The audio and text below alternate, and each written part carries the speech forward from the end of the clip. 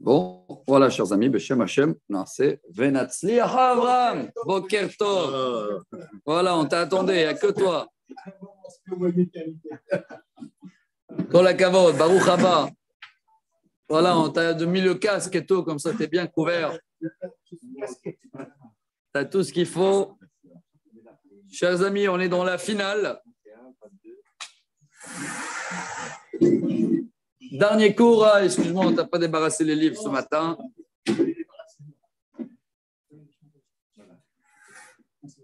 Et on avait dit aujourd'hui aussi, si Dieu veut, on va faire un petit récapitulatif, là, je ne sais pas comment le dire.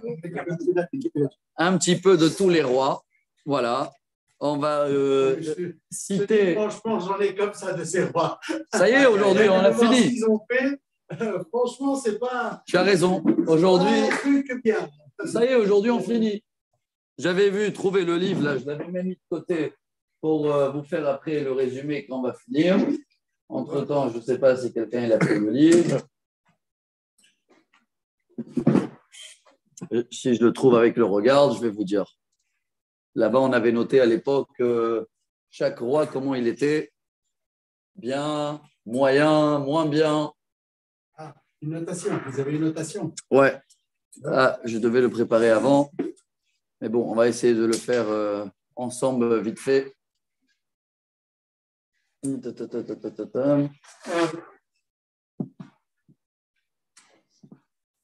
peux filmer aussi ou pas? Bien sûr, si tu veux, mais sinon, c'est en ligne. Hein.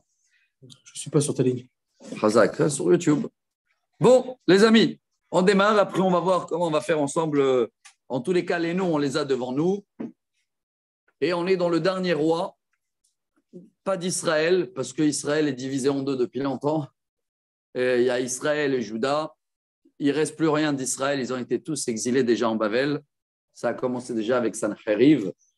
Et on est déjà à la relève de son jeune soldat qu'il était là et qui est devenu maintenant lui-même le roi, Nebuchadnezzar. Comme ça, on dit en français ou pas? Nabuchodonosor. Mais en fin de compte, on pense bien. Tellement qu'ils ont fait ces rois, l'idolâtrie, les machins, tout ça. Hachem, il a voulu les punir. Ouais. Par la main de Nabuchodonosor. Bien Donc, sûr. ce n'est pas la faute de Nabuchodonosor. Bien sûr, il est pour rien, lui. On ne peut pas dire ouais, c'est à cause de lui qu'il a. Bon, il est pour rien, mais il a rajouté un peu sa méchanceté aussi. Bien sûr. On peut dire pareil de Hitler et tout, alors, dans ce cas. Non. C'est ça. Oui, mais comme ils ont trop rajouté, exagéré, ils ont été punis eux aussi. Hein. Il y a une halakha comme ça. Un taureau, c'est dans Sanhedrin, un taureau qui a tué quelqu'un. Oui. Selon la Torah, il faut le lapider. Oui. Mais même les pierres avec lesquelles on l'a lapidé, il faut les enterrer avec lui.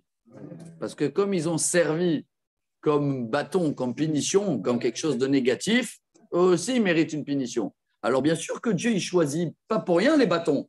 S'il a choisi Pharaon, c'est qu'il a mérité une punition. S'il a choisi Nebuchadnezzar là, et Titus après, et tous les rois qu'ils étaient, toutes les générations, hein. Chaque génération, il y a des bâtons. Alors Dieu, il va choisir qui? Il ne va pas choisir des bonbons, il va choisir des gens qui méritent une punition. Et c'est eux les réveillent à nous. Et c'est pour ça qu'on arrive au dernier chapitre et on finit la série des rois. Je vous remercie à tous ceux-là qui suivent notre série, parce que Baruch Hashem, qu'elle est en ligne, maintenant ça reste pour l'éternité. Mais si quelqu'un il veut suivre toute la suite de la Torah elle se termine à la rentrée d'Israël, mais Moshe Rabbeinu, il ne nous a pas rentrés en Israël. Hein. On était encore de l'autre côté de la Jordanie, il fallait traverser le Jourdain. Et qui a repris la relève? Yahushua. On a mis en ligne. Et après Yahushua, il y a les juges. Vous vous rappelez, une série de 13 juges. On les a traversés tous ensemble, hein. Juge par juge.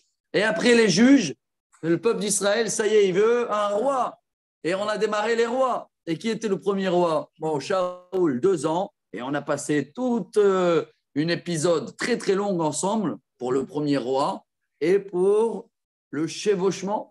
Comme ça, vous m'avez appris là, à l'histoire qu'il a eue avec le roi David et comment il s'est retourné, Shaoul, de l'homme le plus parfait et le plus exemplaire, zéro faute, de vouloir tuer le roi David jusqu'à terminer la vie en suicide. 2 ans. Et après, le roi David, on a détaillé. Et le roi David, il a préparé le terrain pour le roi Salomon. Et le roi Salomon, il a construit le temple. Et après, excusez-moi sur le terme en français, cacahuète. Ouais. Le roi Salomon, il a laissé un fils, Rechavam, mais son fils Rechavam, il a eu un concurrent, Yerovam. Et depuis ce jour-là, Israël était divisé en deux, avec une vingtaine de rois en moyenne de chaque côté. Et chaque fois, on avait vu, pendant tout le livre Melachim Bet, je fais maintenant le réplicatif, on a vu quoi? Que chaque fois, la majorité, c'est de la bagarre. Il y avait comme des murs de Berlin, on appelait ça comme ça, des murs de séparation pratiquement. Il y avait même de la concurrence pour le temple, des idolâtries, 2 statues qu'il avait mis Yerovam, qu'ils ont tenues jusqu'à la description du premier temple, jusqu'à le roi Yoshiao qui les a nettoyés. Mais pendant, je vous dis, pendant 350 ans en moyenne, 350 ans, le temple existe, mais il n'y a que quelques religieux qui vont là-bas, qui tiennent la route, quelques Kohen Gadol, quelques prophètes qui sont là sur le chemin, mais la majorité du peuple idolâtre. Idolâtre, c'est encore gentil, vous avez vu la liste hier. Idolâtre, marabout, molek, sorcellerie, tuer, adultère, tout ce que vous voulez, jusqu'à que, finito, Dieu il a envoyé une première alerte. Parce que qui a fait les plus des péchés? Israël ou Juda? Israël. Parce que là-bas, on a vu que les rois en Israël, Mechila, de parler comme ça, je dis presque tous, sauf, je ne sais pas, tout à l'heure, on va revoir un peu les noms, sauf 2 ou 3 qui étaient à peu près corrects. Tous les autres, c'est marqué Vaya Asara, Ara. Tous, ils sont contre le bon Dieu. Et à Juda,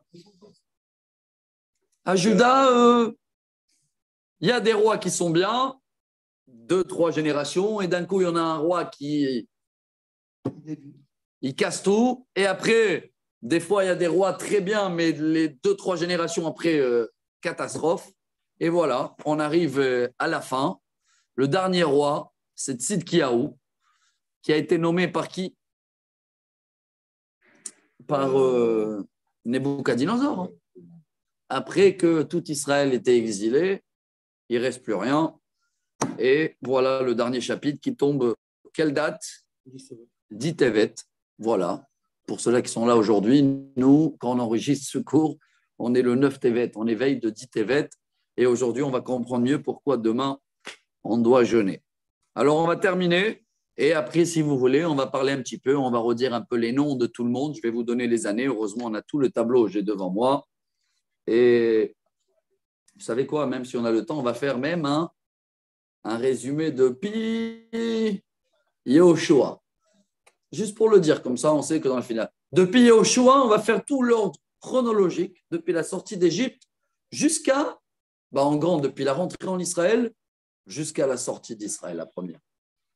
Et on va voir combien d'années on a tenu en Israël. Et si vous me rappelez, on va faire même une analyse sur toutes ces années-là. Je ne sais pas, il va y avoir peut-être 700, 800 ans ou plus. On va voir est-ce qu'on était correct, la majorité ou incorrect. Et à la fin, on va comprendre quelque chose d'incroyable. On est le seul peuple au monde, quand je fais une analyse comme ça, où on a passé plus de temps à l'exil que chez nous en Israël. Pourquoi? Une raison, parce qu'on se comporte mieux en exil. On respecte les lois. On se comporte mieux en exil. Regarde, tous les Français, la plupart, ils sont à peu près religieux, ils sont à peu près. Dès qu'ils sont là, ça change. Voilà. C'est ce que j'avais dit. Cette génération où on vit là maintenant, Merci pour moi. finalement, elle a l'air d'être. Merci pour le français. Ouais. Amen. Pour ceux-là qui m'ont demandé, donc il y avait 3 rois babyloniens. D'accord? Et nous, on parle de Nebuchadnezzar. Celui-là, il était roi pendant 45 ans. Et voilà. C'est bon, on attaque, on finit le dernier. Chapitre 25. Vahi bishnat ateshait lemolcho. Dans la 9e année de Tzidkiyahu, 1 an et demi avant que le temple va être détruit. Bachodesh asiri be'asor la chodesh. Dans le 10e mois, tu comptes depuis Nissan, c'est quoi le 10? C'est Tevet. Dans le 10e jour du 10e mois, 10 sur 10, Ba Nebuchadnezzar melech Bavel, hu vechol chelo al Yerushalayim, vayichan alea, vayivnu alea dayek saviv. Et il arrive Nebuchadnezzar avec toute son armée et il met un siège sur les murailles de Jérusalem. Vatavo a'ir bamatzor ad ashte asar shte esre shana la melech Tzidkiyahu. Et le siège sur les murailles était pendant presque 2 ans, donc ça fait 1 an et demi. Jusqu'à quand? Betish'a la chodesh, jusqu'à le 9 Av. On passe même pas là le 17 Tammuz. Hein. Si, ils vont, non, parce que le 17 Tammuz, pourquoi on jeûne le 17 Tammuz? C'était les fissures des murailles de Jérusalem. Mais c'était que dans le 2e temple, le 17 Tammuz. Dans le premier, on va voir, c'était dans le 7 Tammuz. On va voir tout de suite. Hein. N'oubliez pas qu'on est dans la période du premier temple. Quelle année? Premier temple, il a été détruit dans l'année 3338. Et nous, on est rentré dans quelle année en Israël? 2440 avant. 2448, je crois. Bravo. 2248, c'est la sortie d'Égypte. Donc la rentrée en Israël, elle est, je dis maintenant au cas où j'oublie, 2488. Depuis zéro, non, depuis Adam. Hein. Donc si on est rentré en Israël à 2488 et le temple il a été détruit à 3338, combien d'années? 850 ans. Voilà, 850 ans environ qu'on a tenu en Israël. Même pas 1000 d'années. Non. Même pas. Et écoutez bien, parce que là, c'est un chapitre très, très dramatique, très dur, mais sans beaucoup de détails. Hein. Tous les autres détails, qu'est-ce qui s'est passé dans la ville sur Jérusalem pendant ces 1 an et demi, ça, on va trouver chez Jérémie, hein. Prophète Jérémie. C'est lui qui va lire à Lamentation. Et quand on lit. Alors là, c'est pas. Là, c'est marqué en un mot. Hein. C'est juste marqué comme ça, parce que là, on parle de qui? Des rois, là. N'oubliez pas, c'est beau. Hein. Si on fait une analyse aujourd'hui, on a fait toute l'histoire là des côtés des rois. On n'a pas fait l'histoire du côté des peuples. Quand on va passer, si Dieu veut, dès demain, la prochaine série, ça va être Ésaïe, Ishaïa. Là, on va commencer à voir l'histoire du côté du peuple. On ne va plus parler des rois, parce qu'on a classé les rois. On a compris tout ce qui s'est passé avec les rois, mais le peuple, on n'a pas beaucoup parlé. Hein. Vous avez bien remarqué que chaque fois, on a parlé, est-ce que le roi était bien ou pas bien? On avait même parlé ensemble dans le cours d'hier et avant-hier que le roi Yoshiaou était très, très bien. Il a tout nettoyé, il a enlevé tous les statues, tout était parfait, mais le peuple, ça c'était marqué dans les commentaires, le peuple, il n'a pas fait vraiment tchouva. Le roi, il était correct, mais pas le peuple. Mais nous, on ne sait pas ça. Nous, on sait dans les commentaires qui se basent sur les prochains livres que nous, on va lire. Alors, rappelez-vous, parce que c'est très bon. On est en train d'analyser un petit peu comment la Bible, elle est construite. Hein. D'accord? Alors, là, il n'y a pas beaucoup de détails. C'est juste marqué comme ça. Betish'a la chodesh. Le 9 dans le mois d'Av, vayachazak ha'ra'av ba'ir, velo haya lechem le'am ha'aretz. Et il n'y avait plus de quoi manger, sans détailler qu'ils ont mangé leurs enfants et les catastrophes. Vatibaka ha'ir, vechol anshe ha'milchama ha'layla, derech sha'ar ben ha'chomotayim asher al gan ha'melech, vekazdim al ha'ir saviv, vayelech derech ha'arava. Et là, on parle de la fuite du roi Tzidkiyahu. Il avait préparé, selon les commentaires, un tunnel de sa maison jusqu'à Jéricho. Pas loin, ça veut dire dans les montagnes de sa maison. En dessous, il y avait un tunnel qui pouvait sortir de Jérusalem parce qu'il savait très bien, le roi Tzidkiyahu, que comme il ne voulait pas payer des taxes, vous vous rappelez, il s'est révolté contre le roi babylonien. Il savait qu'il va venir le coincer. N'oubliez pas que tout cela, ils sont inspirés sur les prophètes de Hulda, Jérémie, et qu'ils ont tous annoncé que le temple va être détruit. Donc, c'est un roi. C'est vrai qu'il est peut-être, c'est marqué qu'il n'était pas honnête vis-à-vis de Dieu, mais il a préparé sa porte de sortie, sa fuite. Mais voilà,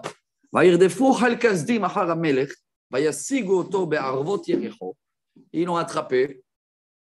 Il y a une histoire que c'est Rashi qui la raconte, que comment il a été attrapé quand les Babyloniens ils sont partis un peu partout dans les grottes jusqu'à Jéricho pour chercher le roi. Alors Dieu il a envoyé une cerf qu'elle a couru. Eux, ils ont couru après la cerf et la cerf elle est rentrée dans la grotte et hop, ils se retrouvent devant le roi Tzidkiyahu, celui-là qui a pris la fuite. ויתפסו את המלך, ויעלו אותו אל מלך בבל ריבלתה, וידברו איתו משפט. Et ils l'ont amené donc à Babylonie pour le faire son jugement. Je ne sais pas si c'était en Babylonie, mais dans une ville. Pourquoi? Malgré qu'il a juré au roi babylonien, à Nebuchadnezzar, de ne pas le trahir. Pourquoi tu l'as trahi? Et alors, qu'est-ce qu'on a fait avec lui? V'et benet Tzidkiyahu shahatou le'inav. V'et ainet Tzidkiyahu iver. Bravo, comment tu te rappelles? C'est le prophète Jérémie qui raconte ça. Qu'il avait fait déjà une prophétie à lui. C'est pas là, mais moi je vous amène ça. Il avait déjà dit, Jérémie, à lui, toi, ils vont t'amener en Babylonie, mais tu ne vas pas la voir. Et tes enfants, ils vont être, parce qu'il était aveugle. Voilà, ils ont arraché ses yeux. Et ils ont égorgé tous ses enfants devant lui. Et ils l'ont amené en Babylonie. Donc le jugement, il n'était pas en Babylonie, il était dans une ville quelque part. Et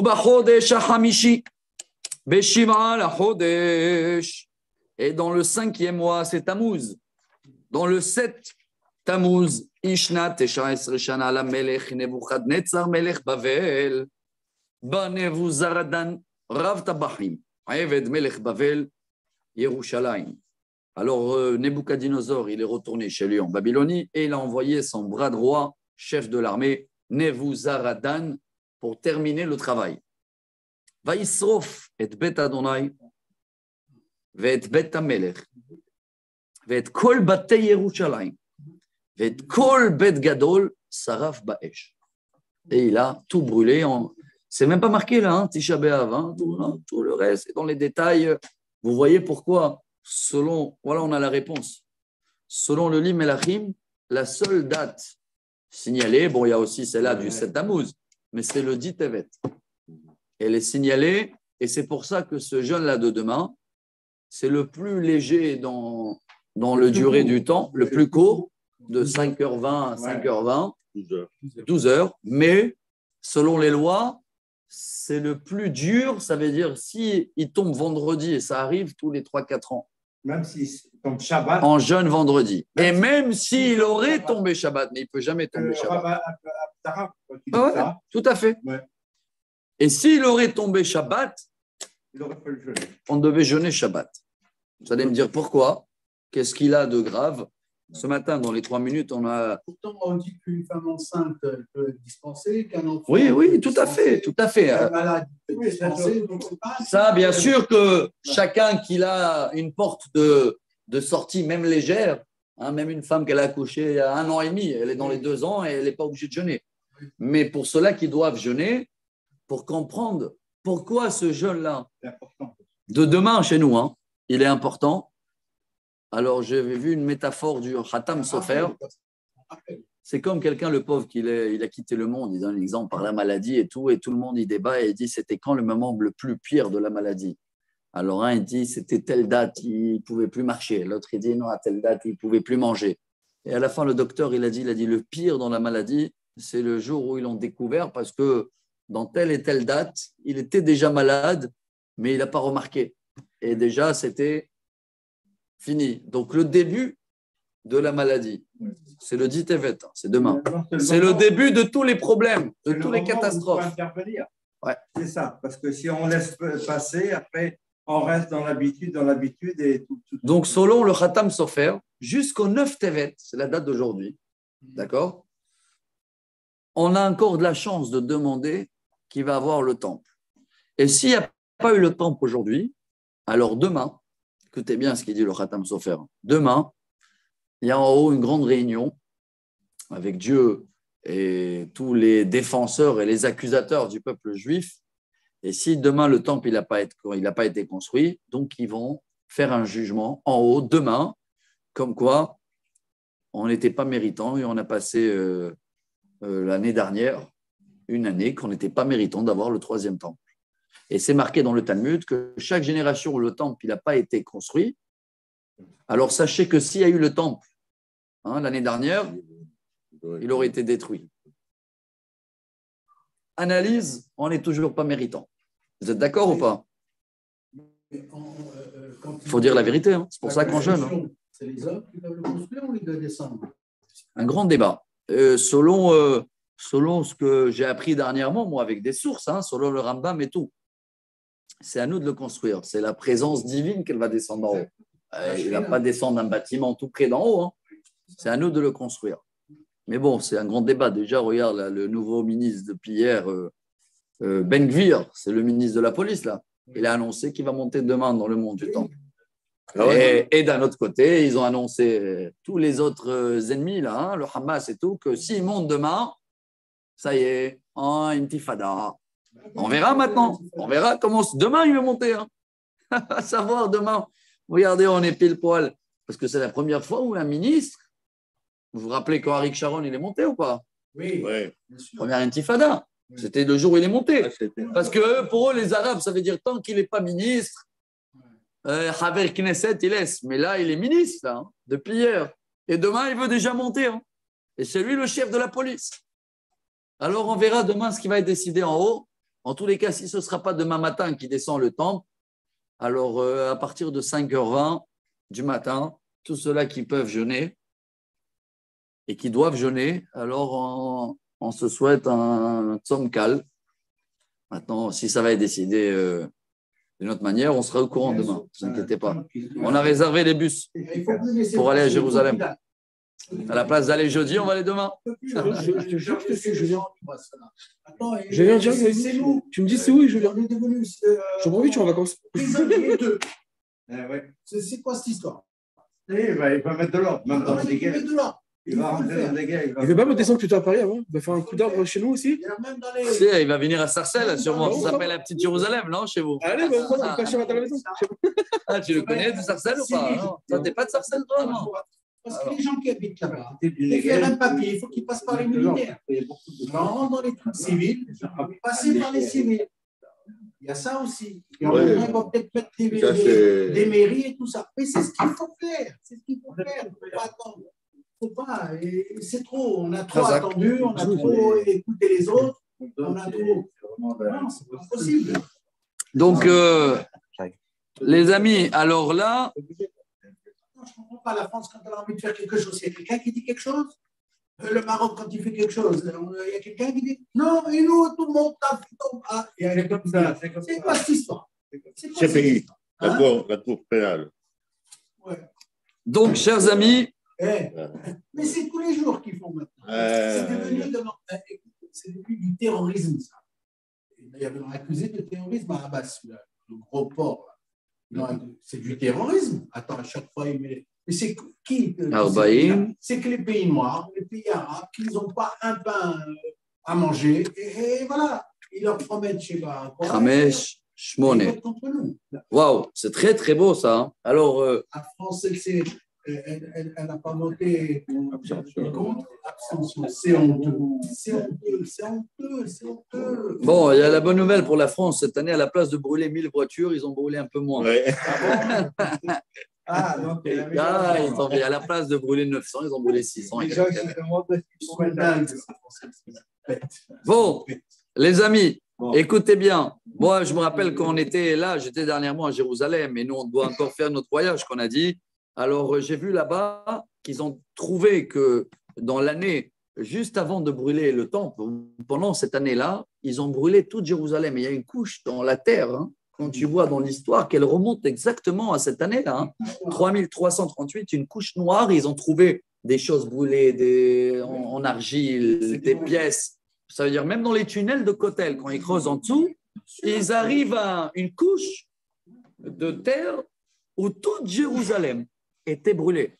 Le temple, le palais, les maisons de Jérusalem et toutes les grandes maisons, il a tout brûlé. Chomot Yerushalayim Saviv, et tous les murailles de Jérusalem, Natsetsu Kol Chel Kasdim, Asher Rav Tabachim. Asher Rav Tabachim. Tous les murailles de Jérusalem, les pierres, ils ont été cassées. ואת יתר העם הנשארים בעיר, ואת הנופלים אשר נפלו על המלך בבל, ואת יתר ההמון, הגלה נבוזראדן, רב הטבחים. Donc, selon Rachid, toutes les synagogues, ils ont été brûlées. Et après, il a fait un appel à tous ceux-là qui veulent se rendre comme esclaves. Il les a gardés en vie. Et tous les autres, il les a tués. Il a pris que les costauds. Mais quand je dis les costauds, rappelez-vous déjà hier qu'il avait pris les grands costauds. Donc là, déjà, ce qui reste, c'est des gens un peu handicapés. Et c'est quand on va trouver à Jérémie comment il raconte l'histoire qu'ils ont passé par la tombe de Rachel. En sortant, ils ont tous pleuré. Ils étaient tous attachés avec des chaînes. Ils ne rentrent pas là dans tous les détails, hein, comment ils étaient, ces esclaves-là. Tout ce qui est resté, qu'ils n'étaient pas morts. Mais la majorité de la ville a été brûlée, morte, cassée. Umidalat haaretz.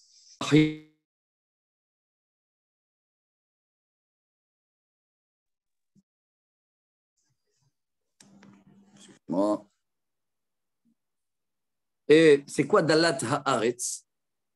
Et les plus faibles, Daldal en arabe, les plus pauvres, les handicapés que s'ils avaient tellement rien que tu ne voulais pas les tuer, et d'un autre côté, ils n'auraient pas tenu la route pour aller en Babylonie.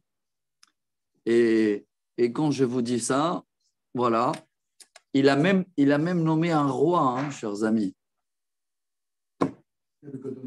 Non, lui, il a Nebuzaradan, ouais. Attends, je ne sais pas si on parle là. Un gouverneur, alors. Ouais, vous le connaissez très bien. Ah bon? Bien sûr. Le voilà, on va le retrouver, ouais. Guédalia. Ah, Guédalia. Guédalia. Et il a nommé responsable de comment on l'appelle, les rescapés, là. Les restes. Et il a été assassiné, Guédalia, après 52 jours. Et tu calcules, hein, 9 Av plus 52 jours. Le lendemain de Rosh Hashanah. Rosh Hashanah. C'est assassiné apparemment Rosh Hashanah et donc nous on jeûne le lendemain. Et pourquoi tu me dis encore une fois on jeûne sur le mort de Guédalia? Et on avait plein des prophètes qui sont décédés d'une manière incroyable et on ne jeûne jamais. Hein, parce que c'était le début de l'espoir. C'était la petite lumière après le catastrophe. Et même le premier, lequel il en a nommé après le catastrophe, même lui, il a été tué par des Juifs. 52 jours. Incroyable. Hein. Ils avaient essayé de s'en occuper un peu du vin. Et même ça, ils avaient un intérêt parce qu'ils devaient envoyer le vin en Babylonie. Et comme le vin de la terre d'Israël, pas que d'aujourd'hui, hein, il prend sa place. Il était connu déjà depuis 3000 ans, 2500 ans, comme être du bon vin. Alors, il les a laissés responsables des vignobles, des vignes. Les vins, c'est par qui? C'est par Noé. C'est lui qui a fait la première vigne. C'est beau parce que les deux, là, Korem et Yogev, c'est des gens qui font le vin. Korem, c'est le vigneron. Et Yogev, c'est lui qui va… Les agriculteurs du vin. Hein. Ah oui, d'accord. Korem et Yogev. C'est deux noms de bouteilles de vin de Binyamin. Ils ont appelé Korem, Yogev. Ouais. Yogev, c'est un nom, c'est quelqu'un qui s'occupe, c'est un agriculteur des vignes. Bravo. Yogev. ואת עמודי הנחושת אשר בית אדוני, ואת המכונות ואת ים הנחושת אשר בבית אדוני שיברו כסדים, וישאו את נחושתם בבלה. Tout ce qui était en cuivre qu'il avait fait le roi Salomon, la piscine là où il se baignait les Cohen, vous vous rappelez, il y avait un grand bassin, tout ce qui était en cuivre, ils ont tout cassé et ils ont pris la cuivre en Babylonie. ואת הסירות ואת היין ואת המזמרות ואת הכפות ואת כל כלי הנחושת אשר ישרתו בם לקחו. Tout ce qui peut se porter sans le casser, tous les ustensiles de travail, ils ont pris.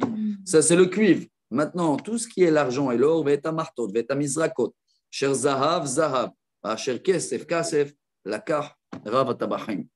Donc, avant de brûler et tout casser, ils ont ruiné tous les trésors du temple. Ha'amudim, Shenaim, les deux grands poteaux qu'il avait fait le roi Salomon, Yachin ou Boaz dans la rentrée. Ayam, Ayahad, Ayam c'est la piscine. Amechonot, toutes les machines ou les ustensiles. Sharasa Shlomo le Bet Adonai, Loaya Mishkal, Lenechoshet, Kolakelim Ele. On ne pouvait même pas les peser tellement il y avait dedans du cuivre. Shmona Esre Amma, Komat Amud Ayahad, 9 mètres de hauteur de ce colonne, avec une couronne, une couche en cuivre, et que la couche de cuivre, 1,5 mètre, pour te donner les détails de la richesse qu'il y avait encore. Donc le temple, il était toujours massif, présent. C'est ça qui est encore plus dur. Tu imagines, il y a le temple, il y a tout, il y a des miracles, il y a machin, et les gens, quand même, ils ne calculent pas le bon Dieu. C'est ça qui est dur à comprendre. Sur la couronne, il y avait comme des grenades, comme ça, des décorations, des grenades. Hein. Et deux comme ça, il y avait.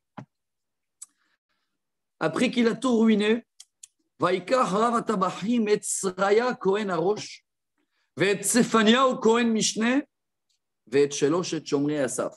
a pris en prison, donc comme esclave, Seraya, qui était le Kohen Gadol, Tsefania, qui était adjoint de Kohen, M. Alouche, Shalom Aleichem. Dernier chapitre de Melachim. J'ai suivi. On est dans la catastrophe de Nebuchadnezzar avec son chef de l'armée, Nebuzaradan. Donc, il a pris, après de ruiner la ville, de brûler tout le monde, de tuer, de prendre en esclave tous ceux-là qui tiennent la route. Et là, il va prendre le Kohen Gadol, le adjoint de Kohen et les 3 gardes. En plus, au Minahir Lakar, Saris Ehad Asher Upakid Al-Anshe Milchama, il avait pris le chef de l'armée, il l'a trouvé en vie, il n'y a pas son nom. Plus 5 ministres, ça veut dire des gens qui voyaient le roi. Avec lui, Ve'et Sofer, Saratzava, c'est qui le Sofer? Il dit Rashi, c'est celui-là qui connaissait chaque ville, combien des gens il y a, combien des habitants, combien des soldats. Secrétaire général, hein, c'est ce qu'on appelle aujourd'hui. Joe Biden, non, je rigole, il n'est plus là. Non, il est là, c'était l'autre, là. Comment il s'appelait là? Kerry, non? John Kerry. Bon, et après, Veshishim ish me'am haaretz hanimtsaim ba'ir. Et les 60 meilleures personnalités des gens de politique, membres de la ville, je ne sais pas quoi. Regardez ce qu'il va faire avec eux. Faïka chotam nebuzaradan rav tabachim, vayolech chotam al melech Bavel, Rivlata. Et il les a amenés donc à Nebuchadnezzar dans la ville de Rivla. Ça doit être une ville qui se trouve pas loin d'Israël, hein? Ce n'est pas en Babylonie. Il était à côté, le Nebuchadnezzar. Vayachotam melech Bavel, vayemitem berivla be'eretz hamat, vaigel Yehuda me'al admato. Il n'y a pas de détails ici. On va trouver les détails dans le prophète Jérémie, de quelle manière il les a tous tués. Mais aujourd'hui, on va éviter la manière qu'ils ont été tués, tous ces gens importants-là. Ce sera le Kohen, le ministre, le Dom. Il les a tous assassinés.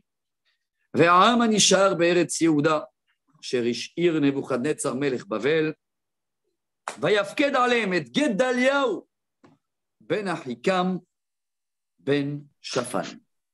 Et il va nommer comme responsable roi des fracassés, excusez-moi sur le mot, des bras cassés, des restes, Guédalia. Avant de le nommer, vous allez voir, il va avoir un épisode. Vaishmeru Kol. Ah non, ça évite là aussi l'épisode, pardon. Il a fait jurer et tout, sois sérieux, n'oublie pas de nous amener le vin, hein, il nous a des taxes. Mais bon, et qu'est-ce que tu veux demander d'une ville complètement brûlée, détruite, il n'y a plus rien. Mais voilà pourquoi on va jeûner demain et voilà pourquoi on jeûne le lendemain de Rosh Hashanah. Vaishmeru kol sarei hayalim hema Ve'anashim ki ifkid melech Bavel et Gedaliahu. Après qu'ils sont retournés en Bavel, on nous évite tous les épisodes. Hein. Ça y est, c'est fini, le temple est détruit. Hop. Maintenant, quand les Juifs qui sont cachés dans les grottes, ils ont écouté qu'il y a un nouveau roi qui a été nommé par Nebuchadnezzar, ils viennent chez lui. Vayavo el Gedaliahu Mitzpah, Veishmael ben Netanya, Veyohanan ben Kereach, Usraya ben Tanhumet Anetofati, Veyaazaniyahu ben Amaachati, Hema ve'anshehem. Bon, ils ont un peu des noms bizarres. En tous les cas, à l'époque, ce n'est pas bizarre. Mais il y avait une petite équipe qui arrivent vers lui. Il n'y a pas Abraham, il n'y a pas Isaac, il n'y a pas Yaakov, c'est que des noms comme ça. C'est bizarre. Hein. Mais pourquoi ils te donnent tous leurs noms à eux? Pour te dire que c'était des Juifs et que nous, quand on raconte les Midrash un petit peu sur... ils ont fait soi-disant, c'est les copains de Gedalia. Et il va leur faire jurer. Vaishava alahem Gedalia ou l'anchem. Vayomer lahem al tir'u me'avdei hakazdim. Shvu ba'aretz ve'ivdu et melech Bavel ve'itav lachem. Alors lui, il leur propose de jurer, d'être fidèle à qui? Nebuchadnezzar, parce qu'il n'y a pas le choix. Il n'y a pas le choix. Ouais, Kazdim, c'est Bavel. Voilà, melech Bavel. Il est fait jurer. Donc, il est fait jurer, il leur dit, vous inquiétez pas, j'ai été nommé, ils vont rien nous faire du mal, mais il faut rester fidèle. Qu'est-ce que tu veux faire? La collaboration, alors. On appelle ça la collaboration. Ouais, mais tu connais, nous, les Juifs, non? Oui, mais une collaboration, elle est obligée. Mais tu es obligé. Mais eux, ils ne voulaient pas la valer. Hein. On n'avait pas le choix aussi. Les faire jurer, c'est-à-dire vraiment que tu mettes en condition. Ouais, Rachid n'intervient pas. Gedalia n'était pas blanc-bleu non plus dans l'histoire. Hein. Mais Gedalia, le pauvre, ils l'ont nommé pour je ne sais même pas dire survivre. Survivre. Et... Qu'est-ce qu'il reste, Gedalia? Il n'accepte pas, il n'y a plus personne, il n'y a plus rien. Il n'y a pas le choix. Il accepte. Non, c'est que c'est quelqu'un de grand, justement. Gedalia, il essaie de sauver ce qui reste. Pétain aussi était quelqu'un de grand. Qui? Pétain. C'est qui? Je connais celui-là. Pétain. Le maréchal, Pétain. Je ne connais pas mon français, Pétain. Le concurrent de De Gaulle. Celui qui s'est soumis aux Allemands en Asie. Pétain, on l'appelle en français? Pétain, il s'appelle Pétain. Curé de Pétain. D'accord. Pour rester poli. Non, mais le fait de jurer, ça n'engage pas, ça n'engage avec sa dame pour une petite période, parce que là, il y avait besoin de beaucoup de temps pour que le. Son père s'y passe, en fait. Maintenant qu'il ne travaille plus dans la politique, sa fille, ce qu'elle veut, c'est, pour le Marine Le Pen, ce qu'elle veut, c'est mélanger les religions entre elles. Bon, là, en tous les cas, les amis, ça se termine malheureusement en double drame. Ouais. Pourquoi double drame?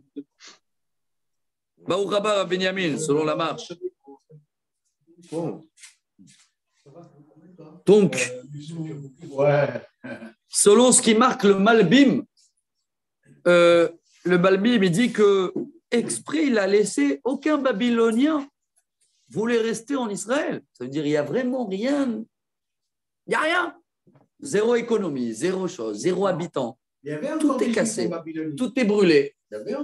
En Babylonie, il y avait beaucoup de Juifs. Il y avait beaucoup de Juifs qui sont installés là-bas depuis 3204. Nous, on est à 3338. Ça fait 130 ans qu'il y a une communauté de Juifs balèzes en Babylonie. Donc, encore une fois, regardez, on dirait que c'est le même film qu'on vit maintenant. C'est comme si tu dis les Iraniens, ils n'ont rien contre les Juifs. Ils ont un problème avec Israël. Il y a des Juifs encore qui ils vivent là-bas. Oui, bon, d'accord, mais il y a le grand rabbin, le Rav Garami, il s'appelle, d'Iran. Ils font leur judaïsme et tout tranquille, ils sont protégés, etc. Et tout, mais jamais ne parler d'Israël. Hein. Alors, il y avait des Juifs en Babylonie.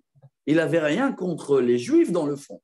Mais il a décidé de détruire Jérusalem parce que le roi il s'est révolté contre lui. Hein. Excusez-moi de dire, hein, si on met la religion de côté dans notre analyse, là, rien à voir avec la religion. Il y a une très belle communauté juive en Babylonie, avec des prophètes très connus qu'on va apprendre après. Bravo. On a Haggai, Zacharia, Malachi, Baruch, Yeheskel. Tout cela, ils étaient là-bas. Hein. Et Daniel aussi, bien sûr. Donc, tout cela, ils étaient là-bas et ils ont préparé le terrain pour nous accueillir. Donc, en Israël, il restait rien. Il n'y a aucun Babylonien qui s'est proposé au roi, je vais rester, il n'y a rien, il n'y a pas sur qui gouverner. Donc, le seul espoir était Guédalia. Et Guédalia, le pauvre, quand je dis le pauvre, voilà, il a tenu 52 jours parce que nous, les Juifs, dans notre nature, je ne sais pas ce qu'ils les a pris dans la tête. Ils ont décidé que non, ils veulent se révolter contre la Babylonie. Mais il ne reste rien. Donc voilà, ils vont l'assassiner. Vaïhi, Bachodesh Hashevi, on termine, je suis en café. Chapitre 25, verset 25. Et dans le 7e mois, quelle date, 7e mois? Donc il y en a un débat, est-ce que c'est le premier, donc Rosh Hashanah, ou est-ce que c'est le 3? Parce que nous, on jeûne le 3. Hein. Le 3 Tishrei, nous. Mais il y en a qui disent que ça a été pendant Rosh Hashanah. Voilà, ils sont venus chez lui à la synagogue. Et après, il y avait un apéritif. Chez lui à la maison. Et selon les Midrash, il y en a qui l'ont prévenu. À Guédalia, ils l'ont dit, écoute, tu as vu tous ceux-là là, qui sont venus et que tu les as fait jurer, respecter le roi babylonien.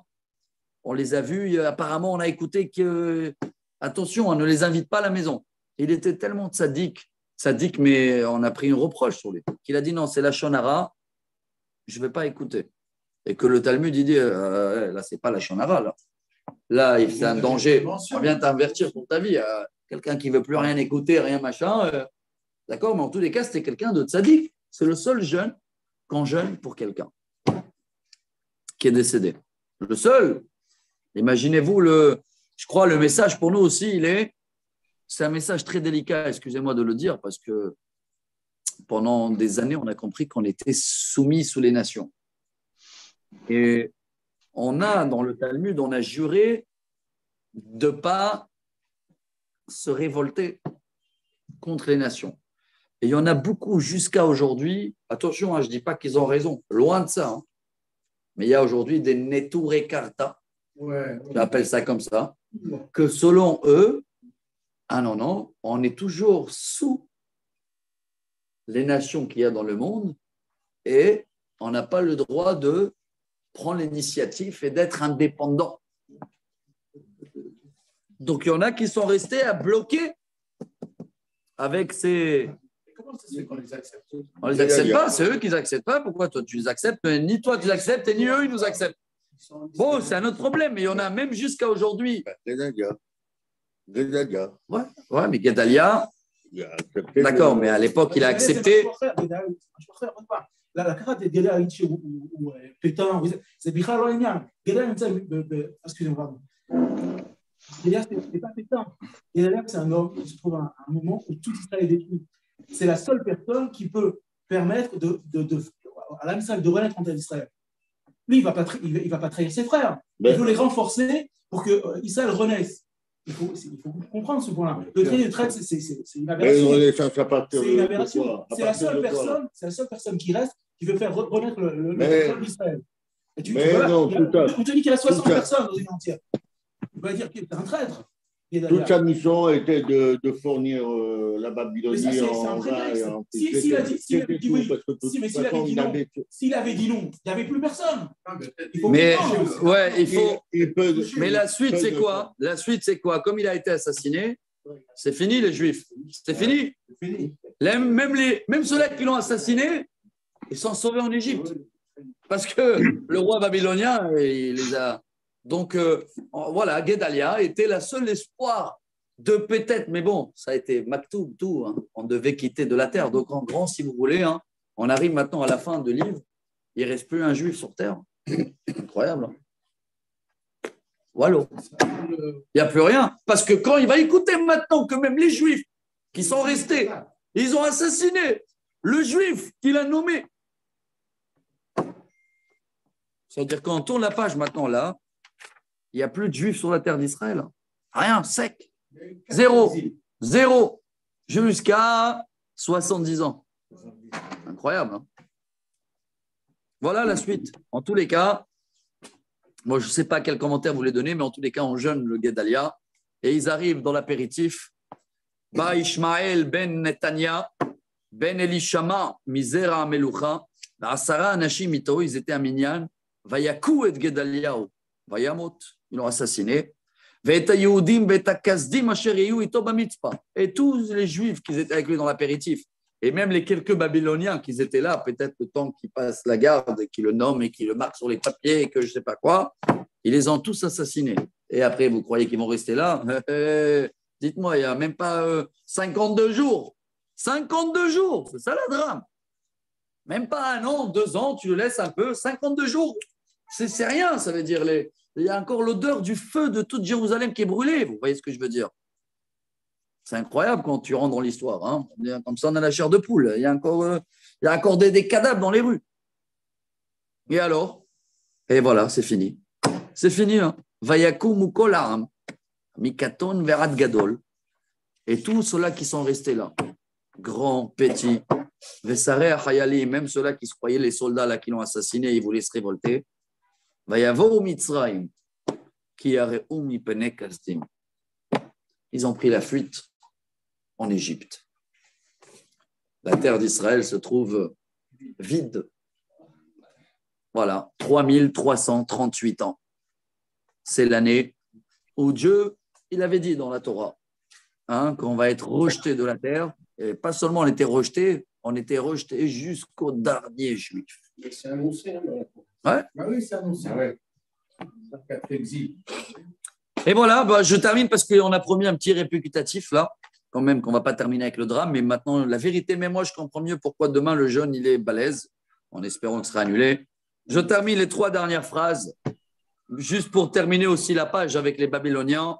Vahi bishloshim bashev arshana legalut Yehoyachin melech Yehuda bishnem asar chodesh be'esrim veshivara la chodesh nasa Evil Merodach Melech Bavel, Bishnat Molcho et Rosh Yehoyachin, Melech Yehuda, Mibet Kele.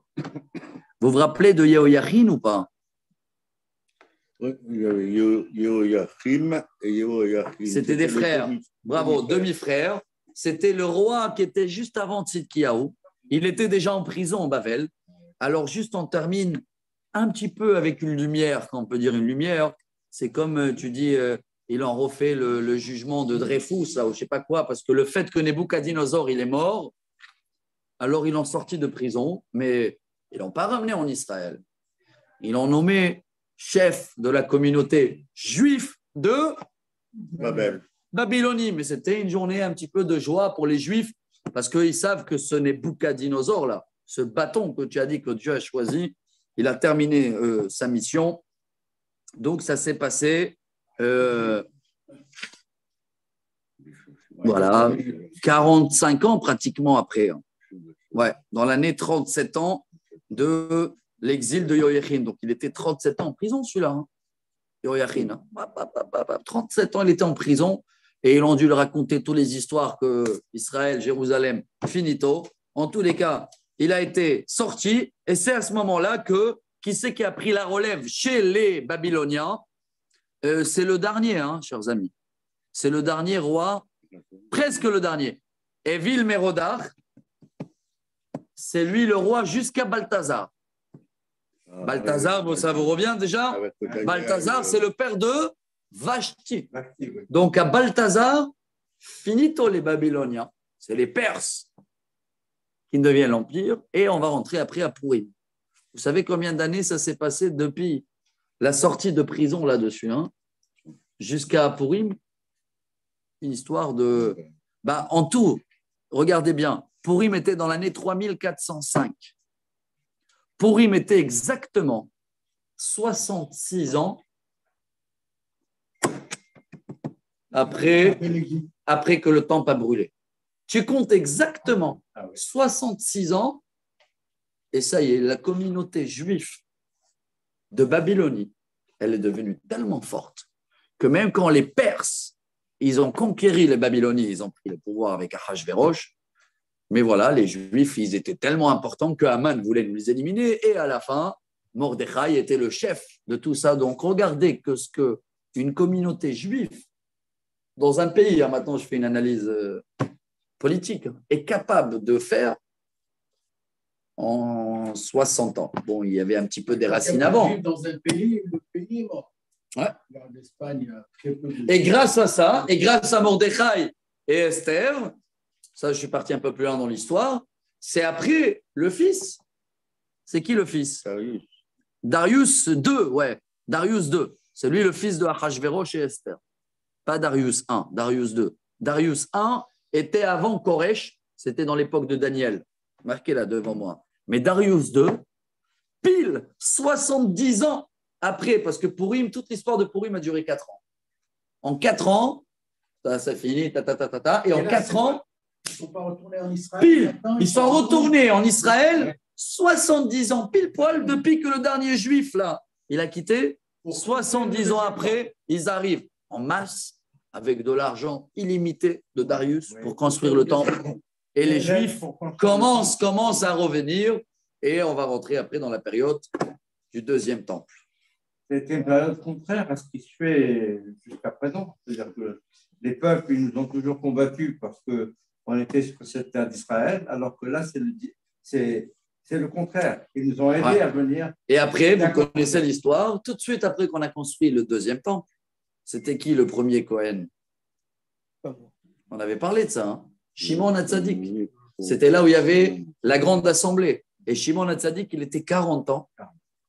Et celui, le dernier, c'est lui, dans l'année 3448, exactement 1000 ans depuis la sortie d'Égypte, il n'y a plus de prophétie. Finito les prophéties. Donc, on va passer à quelle page? Mishnah, Talmud. Finito les prophéties. Finito la Bible. C'est Mordechai le dernier prophète. Ouais. Non, oui, Mordechai, il est cité, mais c'était dans la même période de...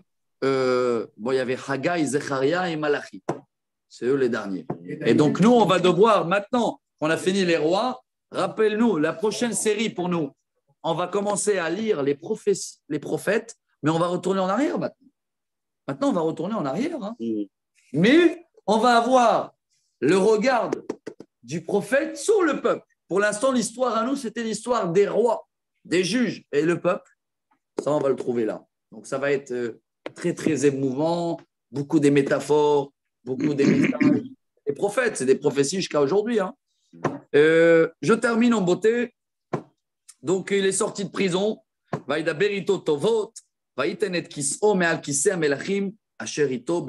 C'est la première fois que les Juifs ils commencent à avoir une place dans le gouvernement babylonien, si vous voulez, hein, dans le côté politique. C'est marqué ici. Il a sorti de prison et comme c'était un ancien roi d'Israël, ça veut dire, regardez, hein, Nebukadnezar, il était là. Voilà, on finit. Juste pour détruire, tourner la page et vite, les Juifs, comme nous, on sait très bien comment l'histoire, la page se tourne tellement vite. Hein. Regardez la France avant la Shoah ou l'Allemagne. Ouais, pour aujourd'hui, tu vas voir que il y a l'allumage des bougies dans la grande place en plein Berlin. Bref. Et il a eu le repas payé par le palais de roi. Donc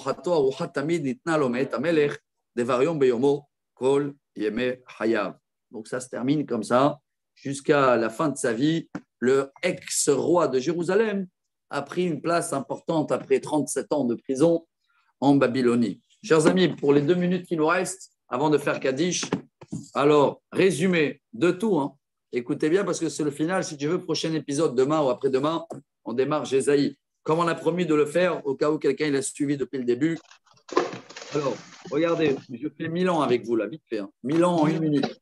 Capable ou pas? On est rentré en Israël. Non, tout est marqué là.